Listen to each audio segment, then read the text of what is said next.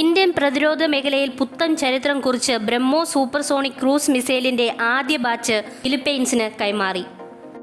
വ്യോമസേനയുടെ C-17 globe master transport വിമാനത്തിൽ എത്തിച്ച മിസൈലുകൾ ഇന്ത്യൻ ഉദ്യോഗസ്ഥർ ഫിലിപ്പൈൻസ് മറൈൻ കോറിന് കൈമാറി. 2022 ഇരു രാജ്യങ്ങളും ഒപ്പുവെച്ച $37.5 കോടി കരാർ പ്രകാരമാണ് കൈമാറ്റം. ഇതാദ്യമായാണ് ഒരു വിദേശ രാജ്യത്തിന് ഇന്ത്യ ബ്രഹ്മോസ് മിസൈൽ കൈമാറുന്നത്. ബ്രഹ്മോസ് മിസൈലിന്റെ കരയിലുള്ള ഘടകങ്ങളും സാങ്കേതികവിദ്യയും നേരത്തെ കൈമാറിയിരുന്നു.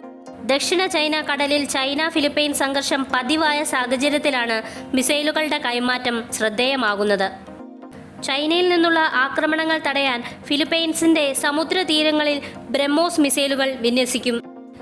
ഇന്ത്യ ബ്രഹ്മോസ് സൂപ്പർസോണിക് ക്രൂയിസ് മിസൈലുകൾ കൈമാറുന്ന അതേ സമയത്ത് ഫിലിപ്പൈൻസിന് സമീപം ചൈനീസ് പീപ്പിൾ ലിബറേഷൻ ആർമിയുടെ WZ-7 സോറിംഗ് ഡ്രാഗൺ ഡ്രോൺ പ്രത്യക്ഷപ്പെട്ടതായും റിപ്പോർട്ടുകൾ വരുന്നുണ്ട്.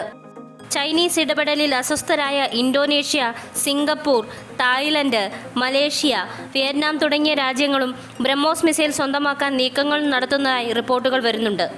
ശബ്ദത്തിന്റെ 3 ഇരട്ടി വേഗത, ലോകത്തിലെ ഏറ്റവും വേഗമേറിയ സൂപ്പർസോണിക് ക്രൂസ് മിസൈൽ, മധ്യദൂര റാംജെറ്റ് സൂപ്പർസോണിക് ക്രൂസ് മിസൈൽ, കര, വിമാനം, കപ്പലുകൾ, അന്തർവാഹിനികൾ എന്നിവയിൽ നിന്നും വിക്ഷേപിക്കാൻ സാധിക്കും.